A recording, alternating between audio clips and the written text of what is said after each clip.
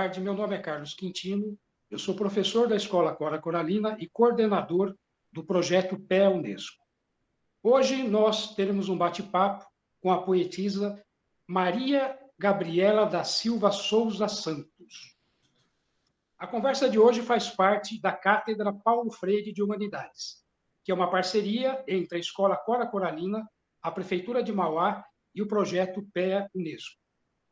Eu quero lembrar que esse bate-papo vai ser postado no YouTube, no canal da TV Cora Coralina. Para me auxiliar nesse debate, hoje eu conto com a participação do professor Paulo, que é de Filosofia. Tudo bem, Paulo? Tudo bem, professor. É um prazer, mais uma vez, participar desse projeto, né? E agora acho que duplamente, visto que a pessoa que está sendo entrevistada é a poetisa Maria Gabriela. Obrigado. Obrigado, eu que agradeço. E a presença do professor Alois, que é professor de português da Escola Cora Coralina. Boa tarde a todos, boa tarde, professor Carlos, boa tarde, professor Paulo, boa tarde, Maria Gabriela. Espero dar aqui a minha contribuição para brilhantarmos esse debate, essa roda de conversa sobre um pouco a literatura e tudo. É um prazer estar aqui, obrigado a todos, espero ser útil com a minha participação. Obrigado. Com certeza. A Marília Gabriela, ela é poetisa e ela é estudante de psicologia da Universidade de São Paulo, né? Então, antes de nós começarmos a entrevista, eu queria que ela recitasse. É recitar que fala, é declamar? Qual que é o termo correto?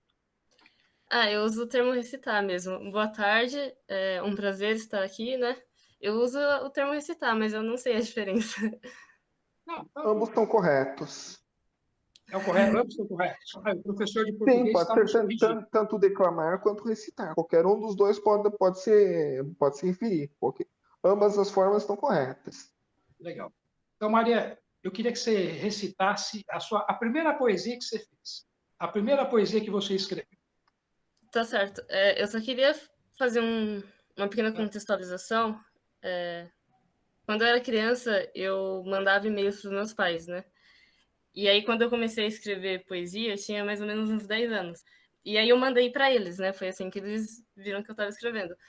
E era uma coisa assim bem bem besta, mas eu acho que é o mais próximo que dá para chegar dos meus primeiros poemas, né? Eu separei aqui são só duas estrofes, né? Um que eu mandei para minha mãe e outro que eu mandei para o meu pai.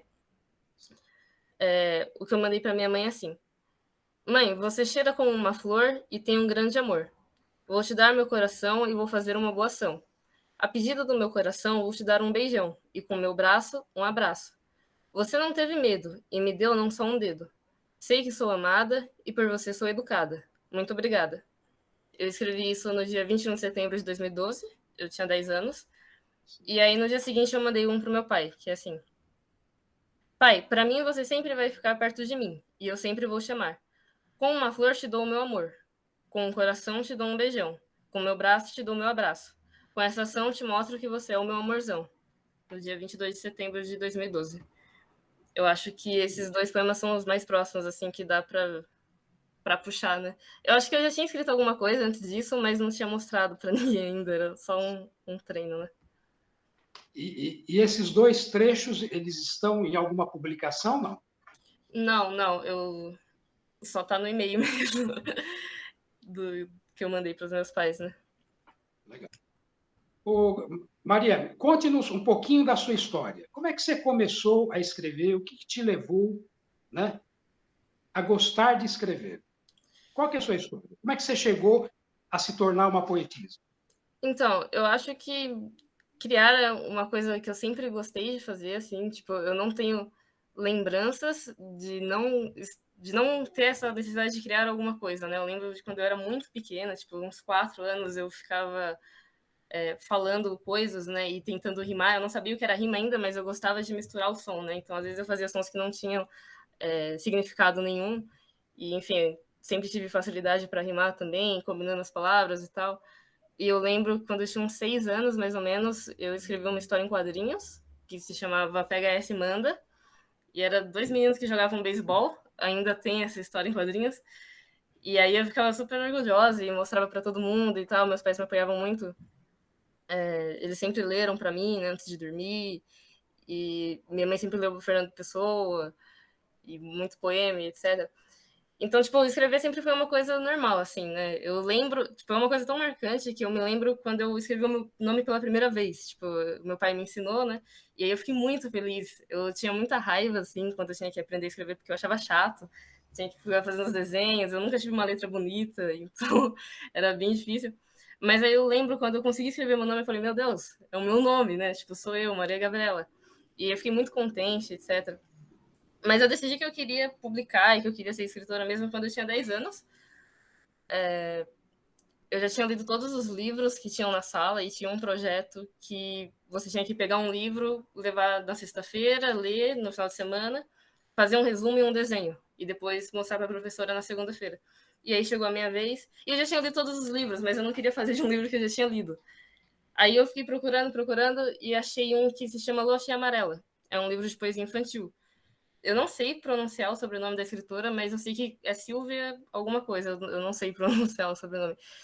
Mas aí eu levei pra professora e falei, vou levar esse daqui. E ela falou, você tem certeza? É de poesia? Porque ela deve ter pensado que ia ser difícil fazer o resumo, né? Porque poesia não tem bem uma história, né, e tal. E eu falei, não, mas eu quero levar esse daqui, que é um livro que eu ainda não li, então vai ser esse. Aí eu li o livro e ele foi a coisa mais incrível que eu já li na minha vida. Assim, ele era muito bom. Tipo, é claro que agora eu já li outras coisas, né? Eu só tinha 10 anos também, não era muito difícil ser o mais incrível. Mas eu realmente fiquei muito encantada. Tipo, eu me lembro como eu me senti bem, assim. Eu escrevi no resumo que o livro era fantástico em caixa alta, sabe? Tipo, esse livro é muito bom. Mas eu percebi que nada que eu falasse ia provar isso. Que, tipo, eu não tinha como expressar o quão bom o livro era falando, ou mesmo fazendo resumo do livro. E eu queria que os adultos lessem, porque eu ficava, meu Deus, tem uma coisa tão bom e ninguém sabe. Como assim? Mas aí eu percebi, né? Eu não era besta, eu sabia que eu era criança, eu sabia que o livro era infantil, então eu percebi, não, mas ele é tão bom porque ele foi escrito para criança, né? E aí, ambiciosa, como sempre fui, eu pensei, bom, o único jeito, então, é se eu escrever alguma coisa que cause esse impacto nas pessoas, né? Tem um texto da Diane Saada, que é uma antropóloga e psicanalista, que a gente usa na faculdade, que se chama Ser Afetado. Ele fala sobre trabalho etnográfico e sobre clínica também, né? Que você precisa ser afetado. E eu acho que é isso, né? Tipo, eu pensei, nossa, eu quero afetar as pessoas. Eu quero que elas sintam isso daqui. Aí eu pensei, bom, vou começar a escrever poesia, né? Bem egoísta, de certa forma, né? Porque eu queria que a pessoa sentisse exatamente o que eu estava sentindo. E a única forma que eu encontrei de fazer isso foi através da poesia. Deixa eu só te cortar um pouquinho. Você começou na poesia ou você começou na prosa? Então, eu já escrevia prosa, né? Antes já fazia história em quadrinhos e, enfim, redações e continhos de criança mesmo, porque eu já tinha o interesse, né?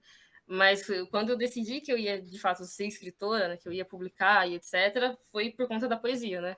Que aí eu pensei, não, isso é muito fantástico, as pessoas precisam saber disso.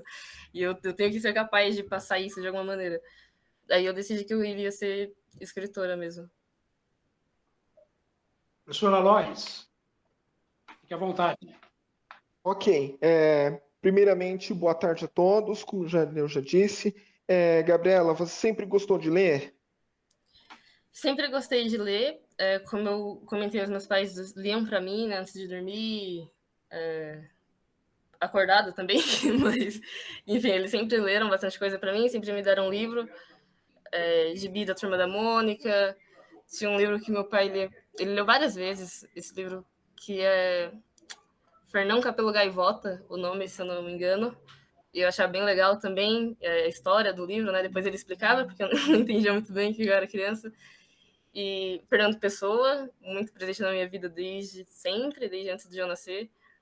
Então, sim, sempre gostei de ler. Eu acho que por isso que eu fiquei tão assim com a ideia de escrever também, né?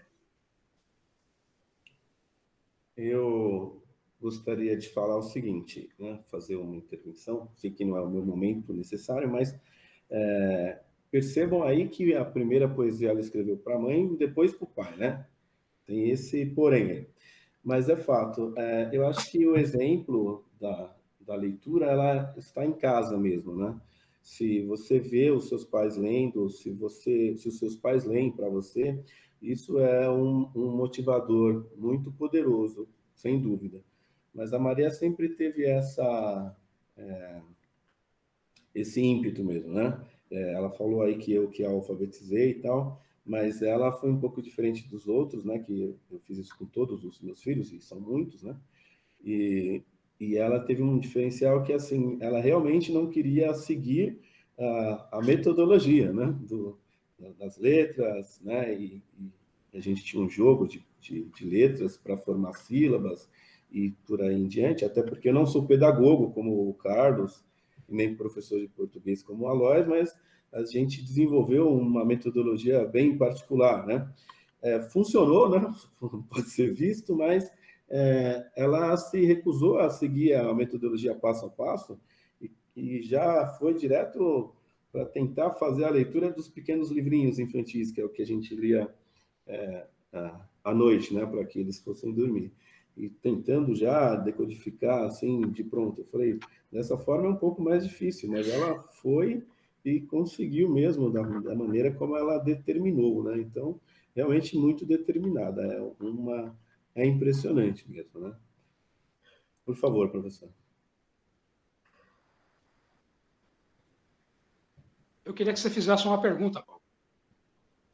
Uma pergunta? Bom, dessas poesias que você escreveu, eu acompanho, né? Então houve uma mudança, né, na maneira de escrever. Você tem isso bem claro, né? A gente conversa bastante. Você poderia descrever um pouco dessa mudança lá do início, né? Não apenas da infância, mas já em um outro momento, né? Como que você poderia descrever essa mudança aí na sua escrita? Então, eu acho que... Eu não sei, eu acho que no início era bem infantil mesmo, né? Claro, eu sempre falo isso e sempre sou bem redundante, né? Porque eu era uma criança, então óbvio que era infantil. Mas era quadrilhas, assim, né? E eu achava que tinha que rimar. Eu gostava muito de rimar também, né? Sempre gostei, então... Mas com o passar do tempo isso começou a me incomodar. E é engraçado, porque eu lia Fernando Pessoa e eu lia Drummond, né? Mais impressionante ainda, porque eu lia Drummond e o Drummond, ele rima muito pouco. Mas eu achava que quando eu fosse escrever, eu tinha que rimar. Né? Até porque eu pensava, não, mas eu não sou o Drummond nem Fernando Pessoa, né? Então eu tenho que rimar. Mas isso começou a me incomodar. E aí eu comecei... eu li um poema, na verdade, foi por conta desse poema que eu parei com isso, do Drummond, que eu não me lembro o nome, mas é um dos meus favoritos, que ele fala que as palavras não nascem amarradas, que elas são livres. E aí ele fala, não rimarei a palavra sono com a incorrespondente palavra outono, rimarei com a palavra carne ou qualquer outra que todas me convêm. E aí eu falei, é isso. E aí eu comecei a escrever sem isso de rimar. Eu acho que foi um grande ponto parar com essa loucura de que tinha que rimar. E eu não sei, eu acho que no começo meus poemas são bastante existenciais. Assim, em 2015, eu escrevi muito em 2015. Foi, eu acho que o período que eu mais escrevi poesia foi em 2015. E, enfim, é bem existencial. Arrisco dizer meio pessoano. E o ritmo do poema, né, ele é meio lento, assim, como se ele estivesse sendo tragado. Muitos poemas sobre escrever também. Depois eu vou citar um que se chama Preciso Escrever Algo Poético.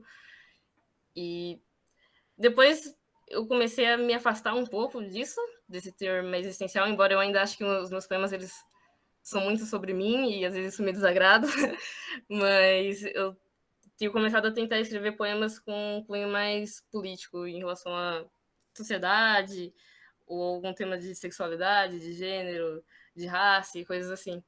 Especialmente depois que eu tive a experiência de ver uma palestra, na verdade era uma roda de conversa, mas para mim soou como uma palestra, porque eu só prestei atenção nele, do Mia Couto, em que ele fala sobre o escritor, o papel do escritor na sociedade, etc. E aí eu pensei, não, eu quero escrever coisas que não sejam sobre mim. Tem até um verso, né, que fala, eu queria escrever algo sobre mim de uma forma bonita, mas que não parecesse ser eu, mas a humanidade inteira. Então, eu pensei, não, eu quero escrever alguma coisa mais social, assim. Em relação à prosa, eu não sei dizer muito bem como a minha prosa era antes, mas eu sei que teve uma época que eu escrevia só em formato de roteiro. O formato de roteiro ele é praticamente só diálogo, né? E com o passar do tempo eu comecei a graças a Deus, evolui bastante nisso, comecei a escrever narrativa. Hoje em dia eu acho que a minha escrita ela é bem angustiada. Tem um subgênero, quando você escreve fanfic, que é angústia, né? Que significa angústia. E eu até falo, né? Eu não escolhi o angústia me escolheu. Porque eu só consigo escrever assim, de uma forma bem pesada mesmo. Tipo, não sei se o professor Carlos já leu o meu livro, mas talvez ele discorde, mas eu acho que tem essa angústia. E eu não sei, é bem pesado, mas eu tô tentando colocar um certo teor cômico, eu tô aprendendo a fazer isso, né? Eu gosto de escrever com fluxo de consciência também. Eu tinha um grande problema que era de... Eu não conseguia escolher entre primeira pessoa ou terceira pessoa. Porque para mim era injusto escolher entre primeira pessoa ou terceira pessoa, né? Eu começava de um e aí eu tinha que trocar, ou ficava trocando entre os personagens. Aí quando eu tava fazendo o vestibular, eu assisti muito videoaula de literatura. Abençoados sejam os professores que colocam videoaula de literatura, análise de obra. E aí eu descobri que existe isso, né? Você pode usar fluxo de consciência, o famoso discurso em direto livre. E aí agora eu faço isso. Eu escrevo com direto livre. Eu li praticamente 3.500 páginas da R.R. Martin fazendo isso, né? Porque eu li toda a coleção dos Crônicas de Gelo e Fogo. O menor tem 600 páginas e o maior tem 1.000, e são 5 livros, né? Então, li muita coisa dele fazendo isso e acho que aprendi. Ô, Gabriela, me fala uma coisa. Quais foram as suas influências literárias? Né? Lá, que você lembra? Né? Ou você também partiu para uma influência por causa dos pais? Né? Ou você foi pesquisar? Como é que se deu isso, essa influência? Então, eu acho que a minha primeira influência e maior é o Fernando Pessoa. Não tem como destronar o Fernando Pessoa. Claro que tem a influência dos meus pais por trás, né? Porque eles que me apresentaram o Fernando Pessoa. E desde muito pequena, então... Eu acho assim, quando eu era bem pequena, eles liam bastante para mim. E aí depois eu meio que me afastei. E quando eu voltei a ler ele, quando eu tinha já uns 10, 11 anos, né? Quando eu me interessei por poesia... eu lia e eu sentia que eu já conhecia aquilo, né? Eu tinha um negócio de familiaridade. Eu ficava, meu Deus, de onde que vem a sensação? E, na verdade, até hoje, qualquer texto que eu leio do Fernando Pessoa, eu tenho uma sensação de reconhecimento muito forte. Eu acho que isso é natural dele, na verdade. Acho que todo mundo que lê Fernando Pessoa se sente assim, que ele fala muito sobre a condição de ser humano, né? E, enfim, com certeza a minha maior inspiração. Depois do Fernando Pessoa... eu posso dizer que foi o Drummond, porque é o que eu mais lia também no começo. O Fernando Pessoa e o Drummond. Eu lembro até que o primeiro livro do Fernando era um chamado Fernando Pessoa para Crianças, que é o primeiro que eu li. Aí depois a minha mãe comprou um outro livrinho dele pequeno, chamado Poesias. E também um livro do Drummond, que é uma coletânea com vários. Tem o Fazendeiro do Ar, tem o Claro Enigma. Depois tem vários, né? O R.R. Martin, que é o meu grande referencial de discurso direto livre, né, como eu disse aqui. A Clarice Lispector, embora eu só tenha lido um conto dela, peco muito nisso, eu tenho que ler mais, mas enfim, também tem ela como uma grande referência. A Jane Hawking, e a Jane Hawking, eu tenho que até dar uma pausa para falar dela, porque ela não é muito conhecida como escritora, na verdade as pessoas conhecem mais ela como a esposa do Stephen Hawking, mas eu acho que isso é um completo absurdo, porque ela tem muito talento, ela tem muita habilidade, ela escreve de uma forma muito boa, ela é doutora em poesia, né? Então é óbvio que ela escreveria muito bem. E, enfim, eu li 2 livros dela, né? Ela tem 3, eu acho. Eu li A Teoria de Tudo, que é a biografia dela, não é a biografia do Stephen Hawking, é a biografia dela. E eu li um outro chamado A Pequena Pianista, que se a teoria de tudo já era muito bom, a Pequena Pianista ainda é melhor. O terceiro livro dela não tem tradução para o português. Se chama Cry to Dream Again, Chorar para Sonhar de Novo. Eu espero pela tradução do livro. Mas, enfim, ela também é uma grande referência. Ela consegue descrever com uma densidade assim correta, não fica muito pesado para ler, mas é bem descritivo também. Eu sou bem preguiçosa com descrição, eu tenho uma certa dificuldade nisso. É algo que eu me esforço muito para melhorar também, porque né, eu gosto muito de diálogo e ação e tal, mas ela é uma grande referência. e o Miyakoto. Eu nunca li nada do Miyakoto, mas essa palestra que eu assisti dele me marcou assim para sempre. Foi uma virada do que eu pensava sobre escrever. Foi realmente bem. Foi em 2018, se eu não me engano. Na verdade, foi em 2019. Eu lembro porque era a época do vestibular. Professor Alois. Ok. Gabriela, é o seguinte, você começou na prosa ou na poesia? Então, eu já escrevia prosa, mas era mais como um hobby, né? Eu fui mesmo querer ser escritora a partir da poesia. Você, Maria Gabriela, você citou aí a sua participação na palestra do Miyakoto, mas nesse momento você também já tinha escrito o seu primeiro livro, né? E estava apresentando também o seu livro nesse mesmo evento, né? Que foi uma feira literária no Campo Limpo, e aconteceu, em relação ao escritor Miyakoto, algo que eu gostaria que você comentasse aí, que foi bem interessante, e do convite que ele teve para ir para Ah, esse sim. evento. Então, foi uma feira lá em Campo Limpo, e eu estava expondo, né? Tinha vários outros escritores e tal. E aí, tipo, eu nem sabia que, que ia ter o Miyakoto, né, em Campo Limpo, tipo, jamais ia imaginar. E aí começou a rolar esse boato entre os escritores lá, então, nossa, o Miyakoto tá aqui, como assim o Miyakoto tá aqui? Aí teve, de fato, a palestra, né, que, na verdade, foi uma roda de conversa, tinham 3 pessoas, não era só ele, mas eu só me lembro dele. E, enfim, inclusive uma das outras eu acho que chamava Maria. Mas, enfim, uma das outras pessoas, né? E aí ele contou que ele tinha sido convidado para dar uma palestra naquele mesmo dia, naquele mesmo horário, na Unicamp, porque o livro dele é para o vestibular da Unicamp, né? E aí ele recusou, né? E, enfim, o PPTela, que era a leitura obrigatória para a FUVEST, foi dar a palestra lá na USP. Inclusive eu queria ter ido, mas não dava, né? Por conta do dia, enfim, o cursinho também era muito caro e tal. E eu fiquei muito impressionada com isso, porque ele podia ter ido, né, num lugar de luxo, né? Tipo, na Unicamp, dar palestras para o vestibular, para as pessoas ricas, né? Que passariam no vestibular futuramente. Mas, em vez disso, ele escolheu ir lá em Campo Limpo, né, na periferia e tal. E era bem precário, tipo, eu lembro que acabou a luz, porque tava chovendo, começou a chover no meio da palestra. E aí a gente assistindo na chuva, porque o espaço coberto era só um guarda-chuva, assim, só ele mesmo que estava coberto e as outras mulheres que estavam na roda. E aí acabou a luz, né? O microfone não funcionava e todo mundo do evento ficou em volta, assim, tipo, a gente não tinha nem lugar para sentar e aí não dava para ouvir. E mesmo assim ele foi lá e super paciente, esperou, resolveu os problemas técnicos. Eu lembro que ele teve, na verdade, eu não sei se ele é parte dele, mas tiveram a ideia de alguns dos escritores iniciantes recitarem, né, declamarem poemas enquanto estavam resolvendo os problemas técnicos, né? Não dava para ouvir muito bem, mas aí ia lá e recitava pro pessoalzinho que estava na rodinha fechado, né? E ele super elogiou todo mundo e tal. Eu não tive coragem, eu admito, não tive coragem de declamar pro meu culto, mas eu achei muito bonito, assim, tudo realmente muito marcante. E, enfim, ele comentou isso, né? E falou que, eu nunca vou me esquecer dessa frase, ele falou que o escritor, ele não tem que estar no palco, ele tem que estar junto com as pessoas. E eu pensei, sim, por favor, me ensine e continue.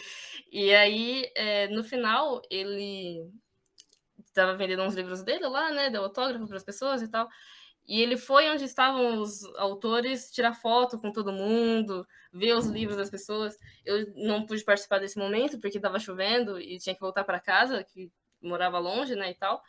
Mas depois eu vi no grupo com outros escritores, né, as fotos deles com Miyakoto e tal, e eu fiquei, nossa, né, esse cara, ele vive o que ele escreve, né? Ele realmente é gente boa. Foi muito especial. Ô, Você Gabriela. poderia recitar um poema para a gente agora? Acho que Sim, seria um momento propício, né, Carlos? Haja vista que sim, sim, ela sim. se acovardou em recitar por minha conta, mas aqui certamente irá nos apreciar aí, né? Claro. Esse poema eu escrevi quando eu tinha 12 anos. Eu acho isso engraçado. Eu escrevi ele quando eu tinha 12 anos, dando uma contextualizada, né? Ele se chama Preciso Escrever Algo Poético. Eu tava indo pra escola e eu tinha essa mania. Hoje em dia eu já não tenho mais tanto isso, mas quando eu tô indo pra algum lugar, eu fico fazendo poemas. E aí isso às vezes é um problema, porque eu tenho que decorar o poema pra poder escrever, né? Então eu escrevi ele eu pensei nele no dia 5/3/2015 e escrevi no dia 6, né? O nome é Preciso Escrever Algo Poético. Ponha-me a escrever. Não quero escrever sobre o quão poético é ou deixa de ser o que escrevo. Nem sobre a vida e a morte, que é a mesma coisa. A menos que seja expressamente diferente escrever sobre o início de um jogo e seu fim. Quero escrever algo que demonstre o que eu sinto. Algo original. Sem prosa ou com prosa. Tão original e tão poético que existam suspeitas sobre sua poesia e sobre sua originalidade. Mesmo que jamais seja impresso, uma única pessoa que veja de relance, em um único momento, em um ligeiro instante, não pense sobre isso. Não na hora. Mas tenha toda a sua vida voltada a isso. Reflita em uns minutos vagos e repita. Mas como posso escrever o que sinto? Para você sentir tão ou mais profundamente, se nem sei o que é isso que tanto sinto, sinto-me como se nada sentisse e algo quisesse sentir. Por que digo que escrevo, se nem escrevendo estou? No momento que fiz isso, estava tudo na cabeça, pensando. Talvez isso jamais seja escrito, repensado, digitalizado. Ainda assim, digo que estou a escrever. Por que, leitor? Se só queria que você sentisse o que sinto, ser sincera. Consegue perceber? Poderia dizer, bendito aliás, até que sinto contradição poética. Inventar mais 1 milhão de poemas e rimas em cima disso. Mas não sinto nada que se pareça com poético. Preciso escrever algo poético, preciso escrever algo poético. É só o que me vem à cabeça. Aliás, isso já saiu do simples pensamento. Estou a recitar baixo, de forma que todos olham para mim. Olho tudo e todos como se procurasse alguém e procuro. Procuro a palavra e as 9 letras que deve ter para descrever o que estou a sentir. Isso aqui devia estar entre os primeiros versos do poema, mas que confusão. Mas sinto-me como se quisesse sentir algo e nada sentisse. Preciso escrever algo poético, preciso escrever algo poético. Eu novamente penso nisso. O que define o quão poético seria se eu escrevesse exatamente isso, porém rimado? Poderia rimar antes desse poema ter terminado, mas não quero rimar, escrever em prosa ou poetizar. Só quero, leitor, que talvez nem chegue a existir, que você sinta exatamente o que eu sinto. Já acho que nunca vou lembrar disso aqui para digitalizar. Nem dará para escrever tudo quando encontrar papel, caneta, ou lápis, ou borracha, ou qualquer outra coisa assim. Quem sabe alguém aprenda a ler meu pensamento e distribua minhas poesias pelo mundo. Difícil. Mesmo se aprender a ler, achará besteira. Pura baboseira. Não vai conseguir sentir como me sinto. Vai? Nossa, excelente, hein? Muito bom, Mariana, muito bom. Você vai pelas linhas de Carlos Drummond mesmo, hein? Obrigada. Olha, parabéns, excelente. Agora me diz uma coisa, Gabriela. Eu trabalhei em teatro, né? E a gente tinha que construir o psicológico do personagem. Então, cada um tinha um personagem, né? Mesmo que o livro falasse lá do personagem, a gente construía um psicológico dele. Como é que se dá isso para você na prosa? Eu sei que você tem um livro, né, que é o Fanfic. Isso. Esse é o título? É Tigres de Arcã, o título. Tigres de Arcã, esse daqui, ó. Vou mostrar. Deixa eu ver. Ah, Tigres de Arcã. Isso. E como é que você construiu o perfil psicológico desses personagens? Como é que você elaborou? Você pegou o personagem, ele tem influência de alguém do cotidiano que você conhece ou não, né? Então, eu comecei a escrever esse livro em 2016, bem no começo do ano. E em 2015 foi a minha época boy band, né? Acho que todo adolescente tem uma época que fica muito viciado em alguma música, alguma banda. E 2015 certamente foi o meu tempo. Eu era muito viciada em Oasis, então eu escrevia muita fanfic de Oasis e tal. E aí teve um desafio num grupo que eu participava que era para escrever uma história sobre máfia. Só que eu odiava a história de máfia, mas eu tenho uma lei, entre aspas, de que eu leio qualquer coisa, assim, tipo, mesmo que eu tenha um certo preconceito, eu leio ou tento escrever. Tem que ser bem liberal, assim, em relação a gênero e tal, do que eu vou escrever. E aí eu resolvi participar. Só que o desafio era em coautoria. E não ia dar certo. Eu já sabia que não ia dar certo de antemão. Mas eu fiz o personagem do mesmo jeito, que é o William Ardilla. Ele era bem baseado no Liam Gallagher, no vocalista do Oasis. E na verdade a história toda, originalmente, eu achei bem ruim, porque ela era bem baseada mesmo, bem nitidamente, referências, né? Não é à toa que o personagem chama William. Mas com o tempo eu fui desenvolvendo, né? Eu acho que eu passei 2 anos escrevendo. Na verdade, foram 2 anos, mas foi dos meus 13 aos 16, porque eu faço aniversário no meio do ano, né? Então bastante coisa mudou. Eu reescrevi a história muitas vezes, mudei os personagens e tal. Quando eu penso em quem o William Ardilla é baseado, eu já não sei mais. Ele era, no início, baseado no Liam Gallagher. Mas com o tempo, várias outras coisas começaram a influenciar. Eu já não gosto mais tanto assim da banda, né? Cresci e tal, amadureci. E, enfim. Nesse livro tem 2 personagens principais, na verdade 3, né? Que é o William Ardilla, o James Archer e a Sadie. A Sadie, ela é bem figurante, ela é namorada do William, mas eu coloco ela entre as principais porque ela é baseada em mim. Então eu tenho que colocar, ela é a escritora do livro. Acho que ela foi o primeiro personagem que eu escrevi baseado em mim. E diria o último, mas eu estou escrevendo uma nova história chamada Epístolas da Meia-Noite, em coautoria com uma amiga minha, a Nia. E o meu personagem é baseado em mim, o Artemis. Mas, enfim, desenvolvimento do personagem, saindo um pouco do livro em específico, né?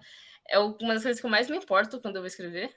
Eu dou muita atenção para isso. Eu acho que o desenvolvimento do personagem é o desenvolvimento da história em si. Então, eu tenho uma coisa que eu quero escrever um personagem que eu ficaria viciada se eu não tivesse escrito. Tipo, nossa, isso daqui é muito bom e tal. Não consegui ainda. Só um minutinho. O seu personagem, durante o período que você está escrevendo, ele vai mudando as características psicológicas dele ou não? Você tenta manter uma coerência? Não.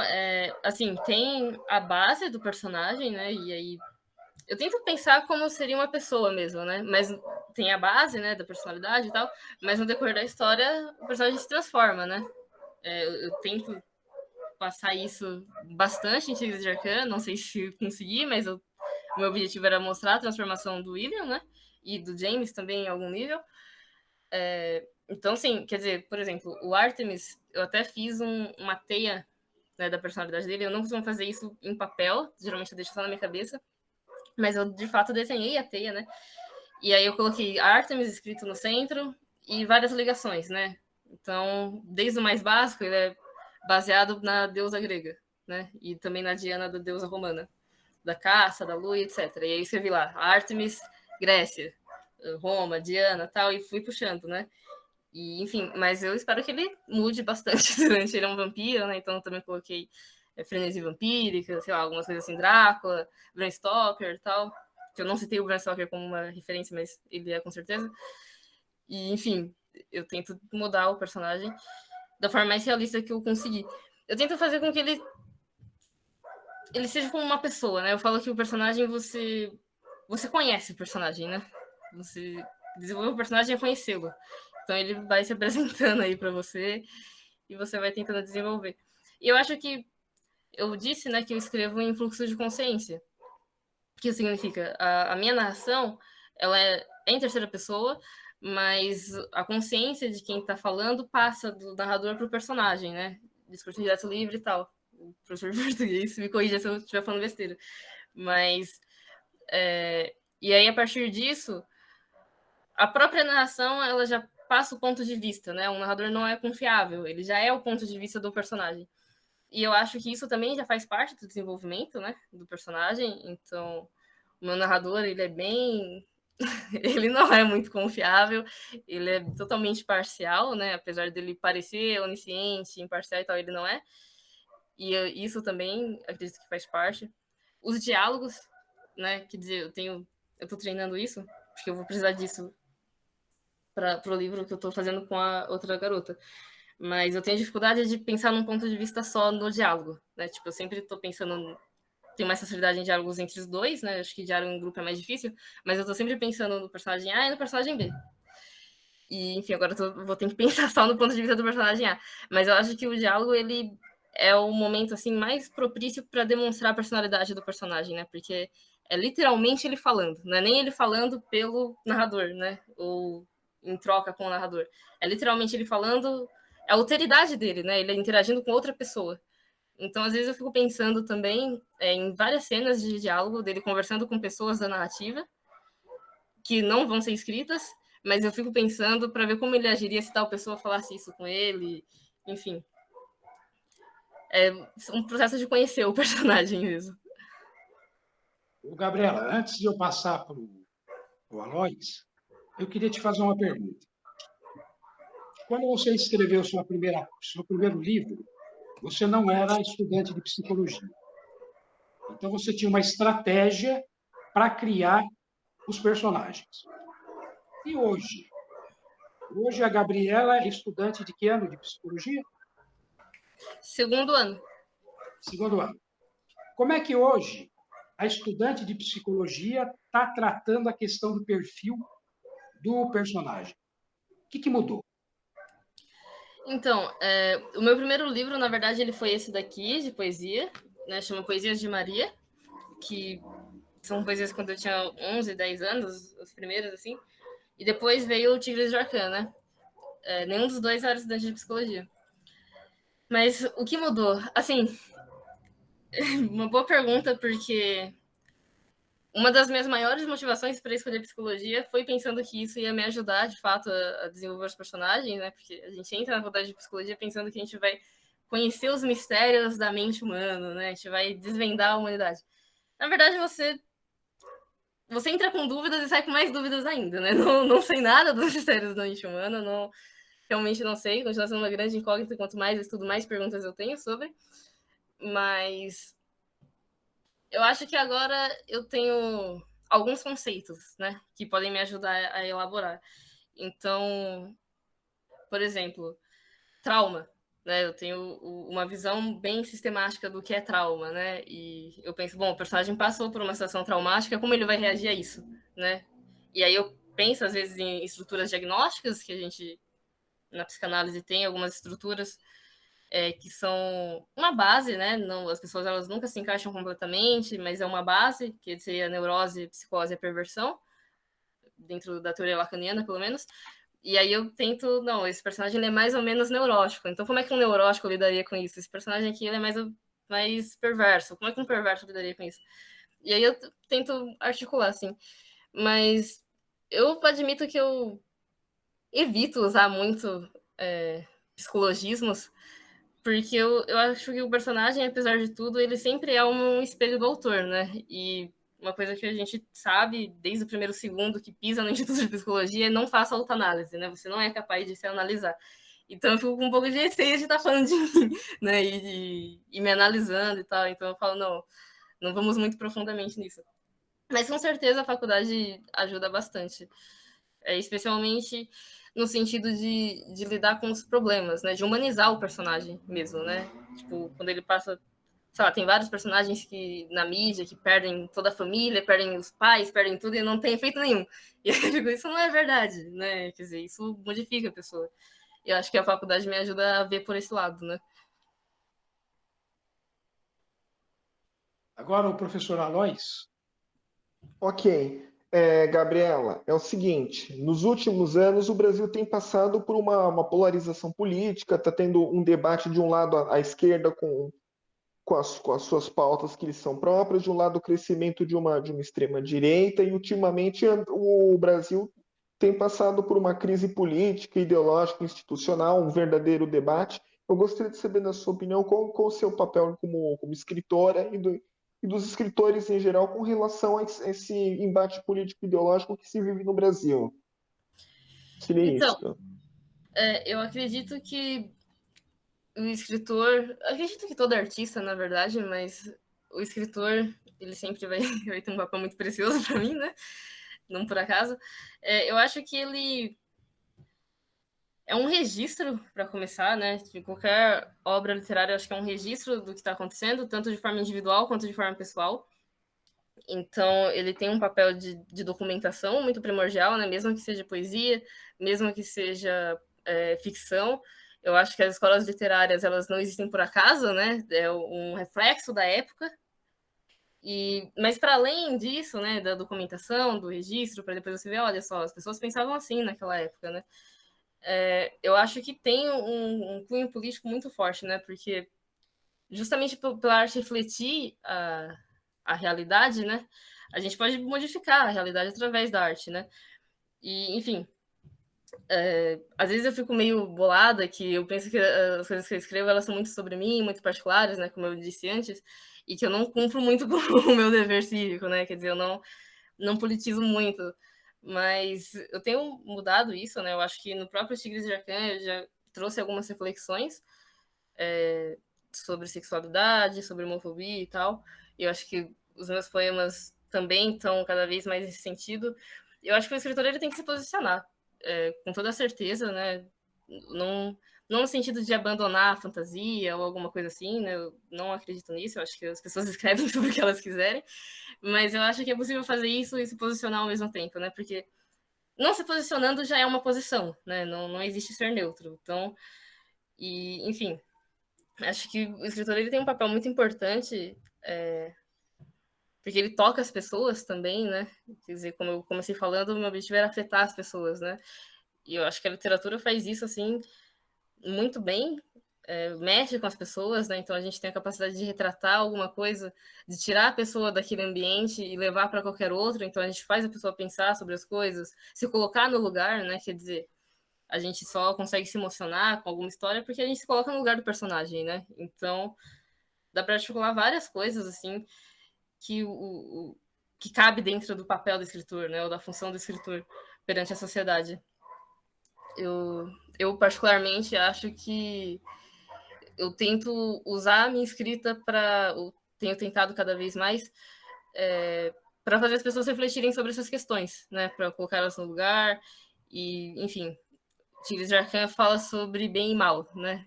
Tipo, que meio que eu tentei pelo menos fazer isso, mostrar para as pessoas que não existe uma definição de bem e de mal, né? São coisas relativas, que existe um contexto em que a pessoa está inserida, quer dizer, o William Ardila, ele é um mafioso e tal, mas tem todo um contexto mais do que isso, né? Por trás, etc. Eu lembro que o período que eu estava escrevendo tinha muito essa conversa de mas direitos humanos só para humanos direitos. Então, bandido bom é bandido morto, né? Então, eu tento mostrar através do Inadila que, como assim, né? Ele é um bandido, né? Ele é um criminoso. Mas ele é uma pessoa antes disso, né? E, enfim. E aí eu tento fazer os leitores empatizarem com ele, apesar das coisas ruins que ele faz, né? Das coisas ilegais que ele faz. Professor Paulo. Então, a gente chegou a conversar, né, sobre o livro que ela citou aí, e a pergunta do professor Alois acho que foi muito conveniente e convergiu aí para esse personagem que ela contou, né? E é interessante, né, perceber como dentro do mundo da fantasia você pode lançar mão, né, da habilidade de escrever para fazer reflexões reais mesmo, né? A filosofia ela trata disso também, ela utiliza, né, gêneros diversos, né? E utiliza a literatura também para fazer reflexões, né, e apontamentos para a sociedade, para convidar as pessoas, né, a refletir sobre as suas vidas e sobre a coletividade que elas participam, né? Muita gente fez isso, né? Muitos escritores, filósofos, né? Agora temos a Maria Gabriela também fazendo isso, né? Acho muito bom, porque nós precisamos dessas pessoas, né? Porque eu, particularmente, não tenho essa habilidade de escrever, né? Esse dom. Eu acho que quem escreve, sobretudo o Carlos também é escritor, né? Sabe que você tem que ter um dom mesmo, né? A criatividade, eu acredito que é um dom. Você não tem uma escola de criatividade, né? Ou você tem, ou você não tem. Você pode aprender a escrever, você pode aprender todos os códigos de linguagem, mas a criatividade é uma coisa muito subjetiva, né? E quando você usa isso para tentar demonstrar que as pessoas precisam pensar sobre a sua realidade para modificá-la e tornar a vida um pouco melhor do que ela é, no sentido da convivência, né? Que é uma coisa que para nós é tão cara, eu acho que é muito gratificante, né? E no meu caso é gratificante em dobro, até porque ela é minha filha, né? Então, eu me sinto extremamente gratificado com isso. E eu li esse livro da Maria e achei bem interessante mesmo essa mudança no comportamento do personagem, né? Que ele é um personagem que está em conflito durante todo o tempo, né? E ele vai mudando de opiniões durante o decorrer da história, né? E eu acredito que é bem o que as pessoas são mesmo, né? As pessoas não são bem ou mal, né? Elas são pessoas, né? E as pessoas tendem a mudar, né? Algumas mudam para o bem e outras mudam para o não tão bem assim, né? Mas é uma característica humana, né? Eu, às vezes, em conversas com o Carlos mesmo, eu falo, nossa, mas como a pessoa pode agir dessa maneira? E ele sempre me tem uma resposta pronta e a mesma, que é, as pessoas são humanas, né? É do ser humano, ele fala. E é fato, né? Então, Maria, eu queria que você comentasse um pouco também sobre a sua experiência dentro das escolas, né? Das escolas públicas, que é onde você teve a sua formação inicial, né? E também agora no ensino superior, a USP é uma faculdade pública, né? Como que o comportamento das pessoas ao redor, os professores, os seus pares alunos, né? Sabendo que você escrevia, né? E tinha essa arte, né? De fazer a escrita, como que eles reagiam, né? Durante esse período aí escolar? Então, eu acho que é bem ambivalente, né? Porque ao mesmo tempo as pessoas tinham muita inveja de mim, especialmente algumas alunas, né? E tal. Acho que uma questão de rivalidade feminina, alguma coisa assim. E, enfim, tinha isso, mas ao mesmo tempo também tinha uma certa admiração muito forte dos alunos. Quer dizer, eles me respeitavam demais.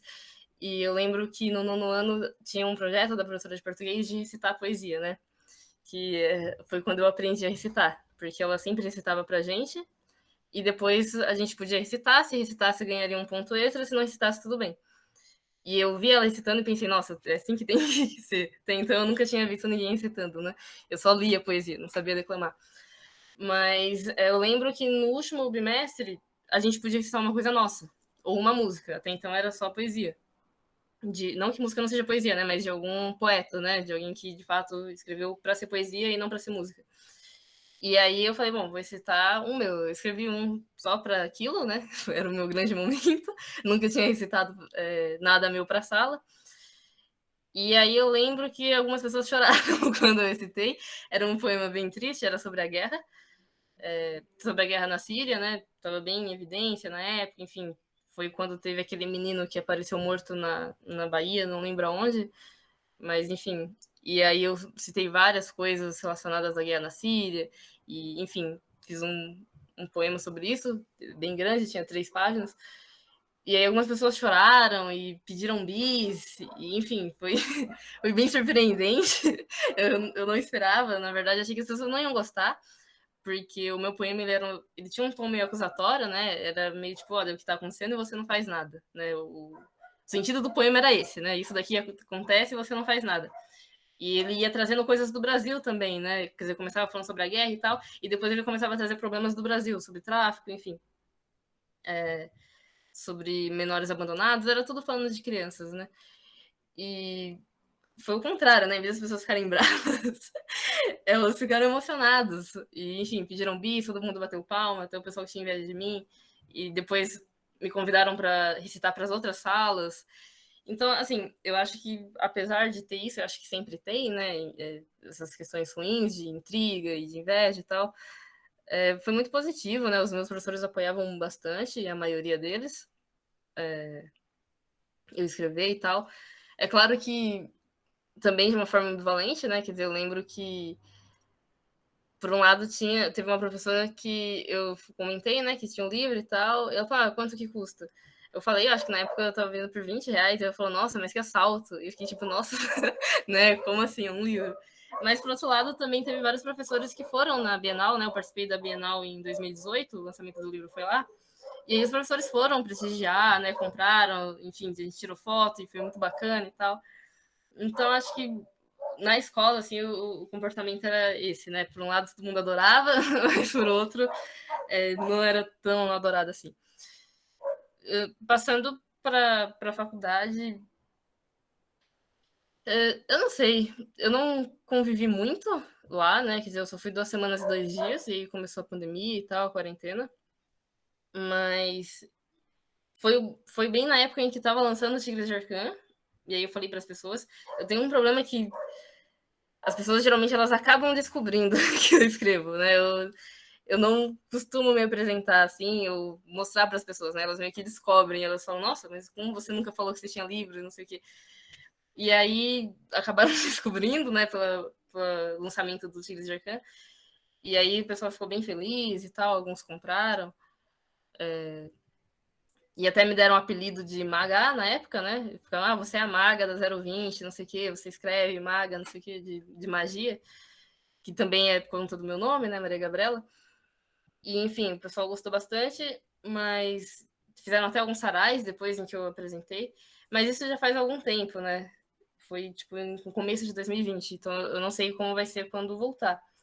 Mas eu acredito que não vai ter uma grande repercussão, na verdade, né? Porque, eu não sei, eu acho que na escola, pela idade e também acho que por um encontro, né, de classe social, que escola pública todo mundo era meio pobre e tal, tinha uma intimidade maior, né?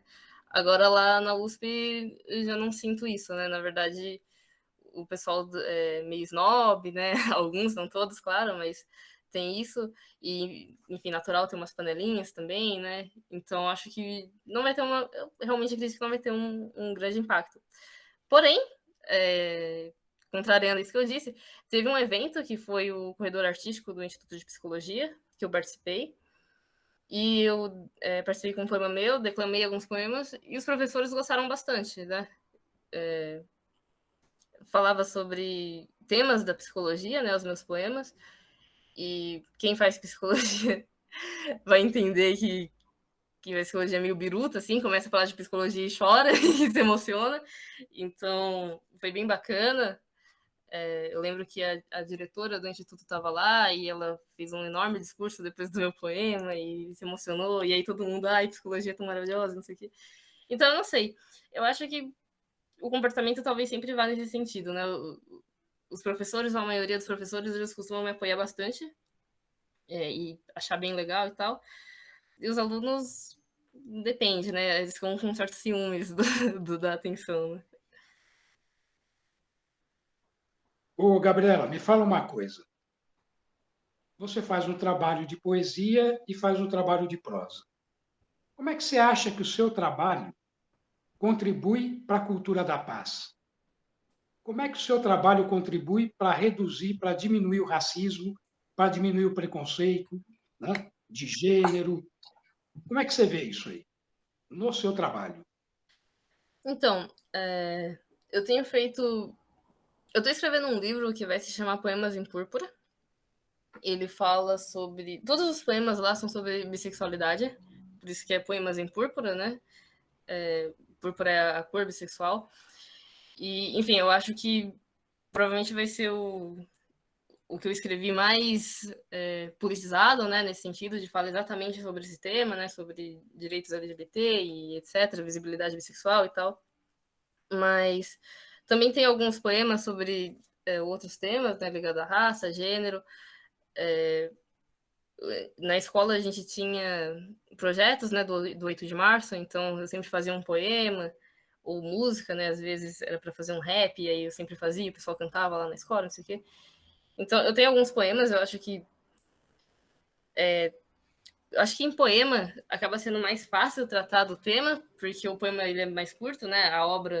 A prosa, ela é uma obra completa, então tá contando uma história, e aí você tem que ir trazendo isso de várias formas e acaba sendo mais complexo.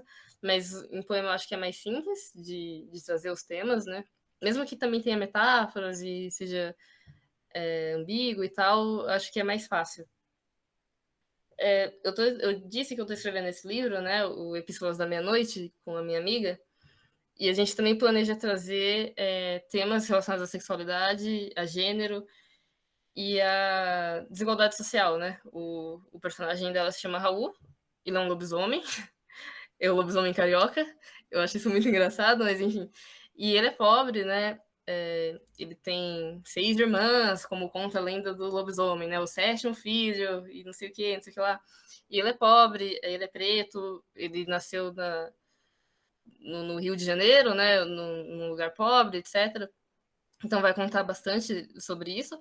A parte sobre sexualidade e gênero, ele é bissexual também e tal, mas o meu personagem, né, o Artemis, ele acho que vai trazer bastante reflexões, pelo menos é o meu foco, sobre sexualidade e gênero também. Enfim, ele é baseado na deusa grega, né, então eu não vou. Em alguns momentos da narrativa, né, em primeira pessoa, é um epistolário, então é em cartas e diário, ele se fala como ele e às vezes ele se fala como ela, né? Não é bem definido. E eu não vou descrever o personagem em nenhum momento, né? Porque eu quero passar essa ambivalência, né? O personagem é homem ou mulher, né? Não sei, não dá para saber pela narrativa, né? Enfim, eu acho que tem várias formas, né? Como eu disse, de contribuir com isso. Acho que com a poesia é sempre mais direto, né? Poesia de protesto, enfim.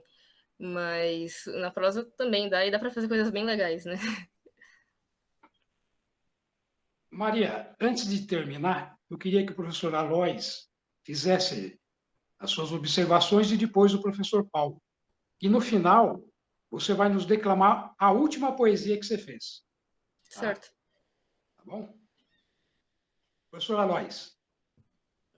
Ok, Carlos. Então, Gabriela, foi muito legal ter você participando conosco aqui. Bacana a sua iniciativa, que ainda há pessoas que gostam de produzir, porque o mundo está cada vez mais digitalizado.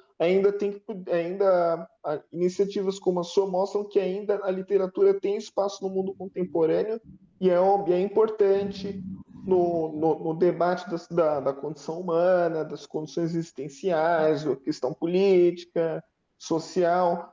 A minha opinião é essa. Parabéns ao seu trabalho, é bastante válido. E é isso, continue escrevendo que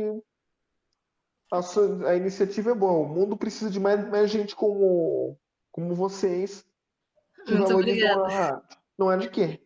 Muito Tudo de obrigada. bom. E o que seria da gente sem os professores, né? Sim, Então, sim. todo elogio para mim é também um elogio para os meus pais e para os meus professores, né? Muito obrigada. E Obrigado, eu. para vocês também. Olha, é muito difícil para mim, né, fazer alguma interpelação, porque eu fico apenas admirando, né? Eu vejo essa pessoa, perdão, e é uma pessoa fantástica, né? Acho que é só isso que eu poderia dizer nesse momento. E, assim, tenho que agradecer também ela ter dedicado esse tempo, né, da vida dela para poder nos ensinar aí, né? Falar das coisas que ela pensa, das coisas que ela sente e já produziu. Eu acredito que trará muito mais para a gente aí, né, no decorrer, porque é uma pessoa muito ativa, né, e muito preocupada aí com a nossa sociedade, com as coisas que estão ao redor, né. E eu só tenho a agradecer mesmo, né, agradecer ao professor Carlos também pelo convite, né. Eu fiquei um pouco intimidado de fazer assim, dessa forma, né, mas é muito gratificante. Então, obrigado, Maria. Obrigado por isso. Eu que agradeço. Maria, só uma dúvida. Eu convivi na universidade há 40 anos atrás. Um pouquinho diferente. Opa. Desculpa, eu não consegui ouvir porque passou um negócio aqui. Um foguete. Isso. Eu convivi na universidade há 40 anos atrás. Era uma outra realidade, né? Era uma realidade de contestação, era uma outra realidade. Hoje, como é que a escritora, só para a gente encerrar, como é que a escritora Gabriela vê o estudante universitário? Ele é contestador, ele é conservador, né? Ele gosta de ler ou não gosta? Qual o perfil desse estudante hoje? Isso na sua Olha, visão. espero que o pessoal da minha sala não assista isso, porque eu vou falar realmente o que eu penso. Enfim, antes, né, eu quero falar que o Instituto de Psicologia é maravilhoso, os professores são todos maravilhosos, enfim, é realmente tudo o que dizer, né? Tudo que o nome USP remete, né? As aulas são todas muito boas e tal, mas eu acho que os alunos, né? Eu acho que os alunos, eles dão... Assim, eu não sei se é pelo choque, né, cultural, porque eles vêm de escolas particulares, eles são todos muito ricos, viajam o mundo, têm apartamentos em vários lugares do mundo, enfim, muito dinheiro, né, e eu não. Mas me causa muito estranhamento a forma como eles se portam, né, quer dizer, diante das aulas. Eu tenho uma amiga na faculdade que ela me mandou um texto uma vez que se chama Parece Revolução, mas é só neoliberalismo, né? Esse texto, ele acho que foi na Folha, não sei, que foi escrito por um professor universitário anônimo, né? E eu acho que a minha opinião é a opinião do texto, né? Que os alunos, eles reivindicam muitas coisas dentro da universidade, lá na USP, especialmente no meu instituto, né? O Instituto de Psicologia, ele é o segundo instituto mais segundo curso mais elitizado, né? Já foi por vários anos seguidos o público mais rico da USP, né? E ele é o segundo mais concorrido, só perde para medicina. Então é realmente a elite, né? E, enfim, eles reivindicam várias coisas com um discurso pronto de minorias, né? De a USP está mudando, o perfil da USP está mudando, não sei o quê, para atacar os professores, né? Falar, você não pode dar aula disso, né? Já ouvi várias vezes, você não pode dar aula disso porque o perfil da USP está mudando, né? Mas aí quem está falando isso? Quem está falando isso é o cara rico, branco, etc, etc, né? Não, é o que sempre foi, né? E, enfim, e tem muitas reivindicações, assim, né? Quer dizer, por exemplo, a gente não faz prova, praticamente, lá no meu instituto, praticamente não tem prova. As únicas provas que eu já fiz foram de aulas de outros institutos, né? Da biomedicina, do IME, que é de estatística, enfim. E quando vem, né, esses professores de outros lugares, não, vamos passar a prova e tal, os alunos se revoltam e falam, não, mas como você se atreve a passar a prova, não sei o quê, etc. E o sistema educacional está falido e não sei o quê, e tudo bem, eu concordo que o sistema educacional, ele foi desvirtuado, né, o objetivo da prova não é você ter nota e etc., mas a questão é que você atacar esse professor não vai mudar o sistema educacional, né, quer dizer... Uma vez eu falei isso na sala, que o pessoal estava muito revoltado que a gente ia ter prova de neurociências, prova com consulta ainda, né? Tipo, não era nada de outro universo.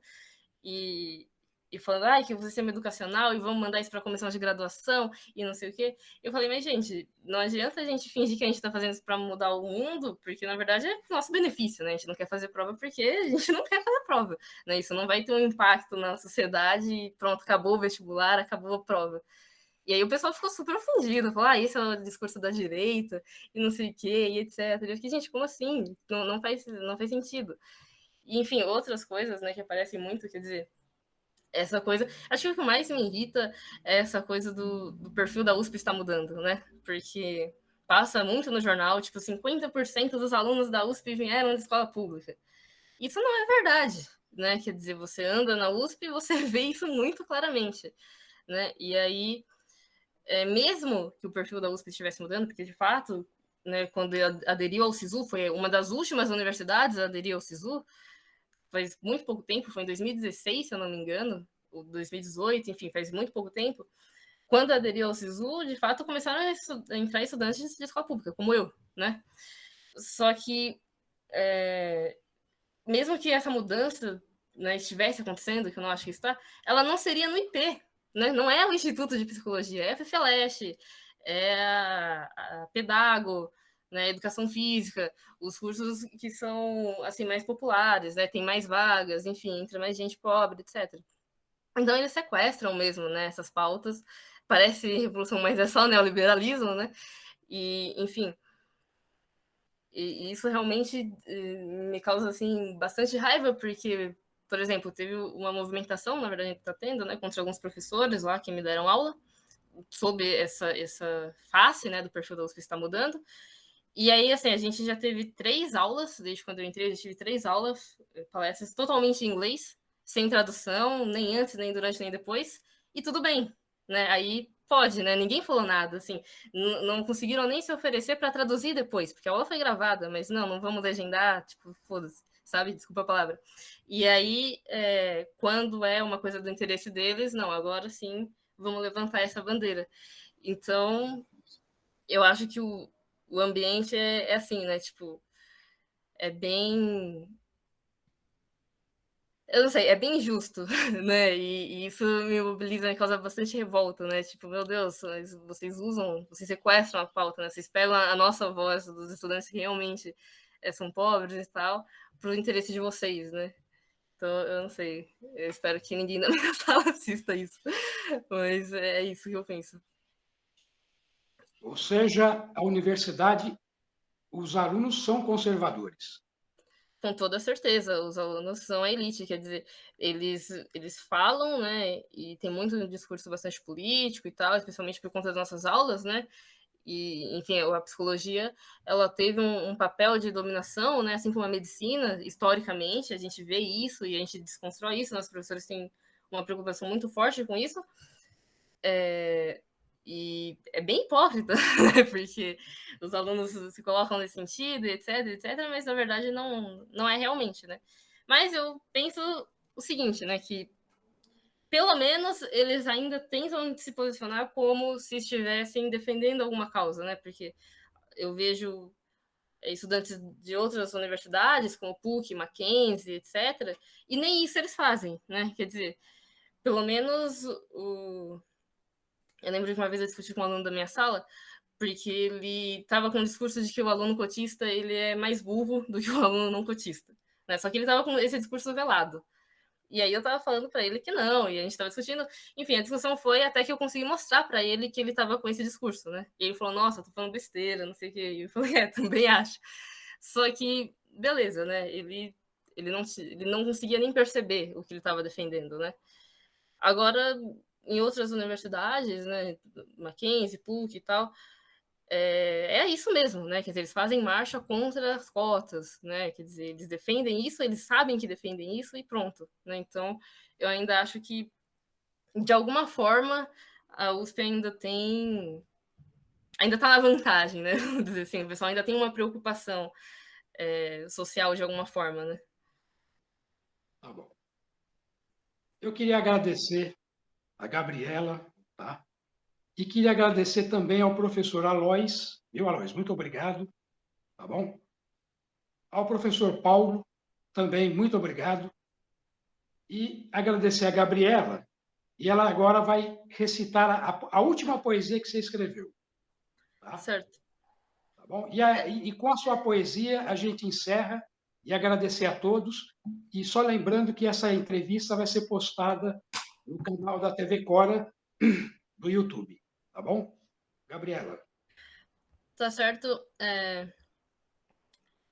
Eu só queria, antes de recitar, falar 2 coisas, né? 2 recados. O primeiro é que do dia 29 de novembro a 5 de dezembro, eu vou estar participando do Festival Literário da Zona Norte, da Flino, a 2ª edição. Vai ser online, ao vivo. Tem rede social, né, da Flino. se vocês puderem, que tiverem interesse, procurem lá. Vai ser ao vivo e tal. E também eu estou participando da antologia Patois, Poesia e Videogame, né? Que vão publicar aí. Se vocês também puderem seguir a editora Patois, eles vão atualizar informações sobre isso. O poema que eu vou recitar, ele se chama Amanheci. Ele tá disponível na revista da escola, né? Da Cora Coralina de Humanidades. Ele não foi o último que eu escrevi, mas ele tá entre os últimos. E, enfim, espero que vocês gostem. O nome dele é Amanheci. Ele é o poema que abre os poemas em púrpura. Amanheci. Amanheci, mas não queria. Me desliguei e fui dormir. Alguém me gritava: amanheci, amanheci. Amanheci, mas não queria. Peguei o roxo que amanhecia. Porque o rosa, eu sabia que era errado. E o azul, eu sabia que era bonito. Mas não pude ignorar o que havia em mim. E de tanto apagar e de tanto insistir, eu pensei: e se o rosa não tiver fim? Mergulhei. Mergulhei no mar de rosa. Mas tinha medo e qualquer coisa sumia. Porque o rosa era tão imenso e o azul eu já conhecia. E com tanto apagamento eu não sabia o que era eu. Não imaginava que aquele mar com tantos tons de rosa era inteiramente meu. E se no rosa eu não me encontrava, pro azul eu não conseguia voltar. Saí andando, procurando um lar. No meio da confusão, uma pequena distração, um feixe amarelo me distorceu. Eu não sou margaridas, eu sou violetas. Mas com tanta confusão me perdi. No fundo, eu sempre soube que rosa e azul não terminam em amarelo. Mas eu já não sabia o que era belo. Quem sou eu? O que eu quero?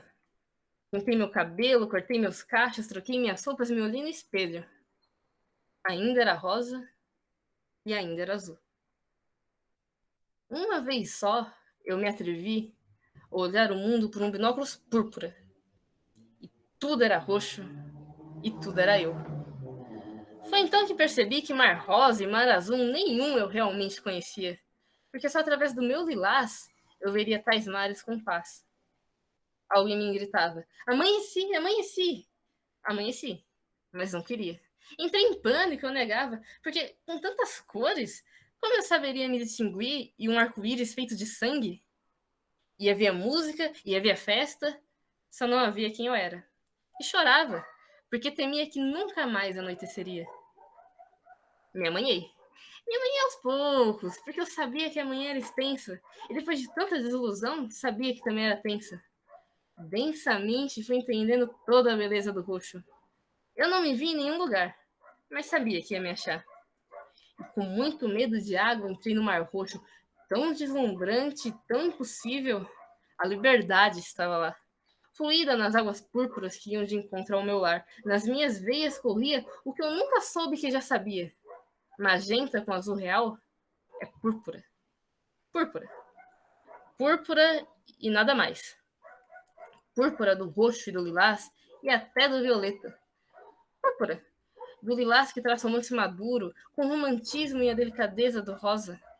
Púrpura. Do roxo psicodélico e indecifrável, com toda a vastidão da mistura entre o igual e o diferente, com seus toques próprios de azul. Púrpura. Do violeta, que é um si próprio distinto, fluido e único, tão próximo quanto distante da infinitude de todos os azuis e rosas. Púrpura. Que é às vezes vermelho, ou branco, ou preto, ou cinza, mas nunca deixa de ser púrpura. Que é russoso em latim, que é porfírio em grego, que é a misteriosa cor da magia, porque representa o eterno, com tudo e nada do que é possível, púrpura. Que é o abraço fraterno, o aconchego mais terno, a piedade e a fé. O fim de tarde com café, o beijo, o toque do cafuné, púrpura. Que é a honra e a beleza da ambição. Que é o luxo e o poder de amar queimando o coração, púrpura. Que é a alquimia e as correntes cerebrais inacessíveis no cais e tão possíveis no mar. Púrpura.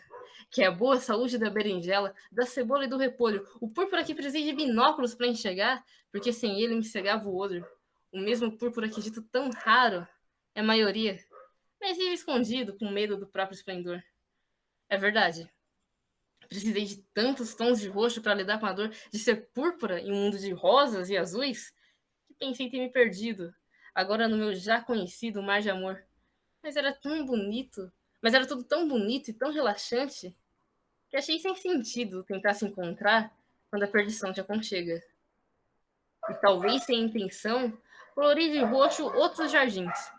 Encontrei tantas violetas e tantos lilazes que trocamos nossos rostos para mostrar ao mundo o quanto somos capazes. Nós estamos cansados, nós dissemos, de ser analisados, definidos e representados por pessoas que não nós mesmos. E nossas vozes ecoaram aos esmos, mas não ficamos mais fracos. Repetimos mais fortes. Ou pior ainda, de não sermos considerados em absoluto. Estamos frustrados, nós cantamos. Unidos, quando tentavam nos separar. E separados, quando tentavam nos se unir. Nós estamos enfurecidos, bradamos com nossas vozes roxas. Com aqueles que se recusam a aceitar a nossa existência, os nossos problemas, as nossas contribuições, as nossas alianças, as nossas vozes. Entoamos isso tantas vezes desde então que decoramos, não as mesmas palavras, mas no mesmo bordão, de que estamos cansados, frustrados e enfurecidos. E cada coração púrpura, mesmo apagado, mesmo perdido em amarelo, verde ou no próprio rosa e azul, bombeia aos poucos nosso sangue roxo, sinal de hematoma, mas também de luta. Amanheci. Amanheci, mas não queria. Me desliguei e fui dormir. Não resisti. Me perdi na confusão de tantos mares que me mergulhei. Mas achei. Achei o púrpura que não é estático, entre o magenta e o azul real. E descobri que o meu eu, tantas vezes taxado de promíscuo, binário e desleal, é na verdade um eterno rompimento. Uma expansão sem fim, que faz barulho, mas não me causa tormento. Não uma galáxia, mas o próprio universo. E escrevo nesses versos um pouco do roxo que tanto neguei desde que o momento em que amanheci, mas que felizmente aceitei.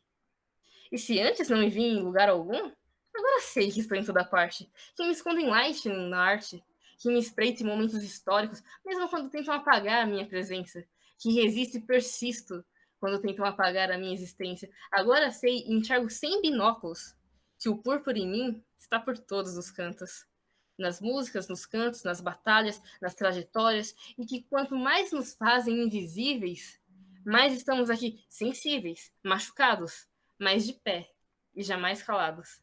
Agora admiro que amanheci e posso repousar sem medo da noite, porque eu sei que as luas estão ao meu lado, com suas fases que na verdade são um todo visto em partes, guardando o meu sono que não titubeia entre certo e errado, pois é inteiro e merece ser zelado. E agora sei que os ângulos são minhas foices, e que entre Vênus e Marte há um infinito de chances. E há um círculo. Pode ser o que quiser, sem deixar de ser quem é. Amanheci. E quando abracei o púrpura da noite, a lua, que sempre invejei, se fez presente em mim.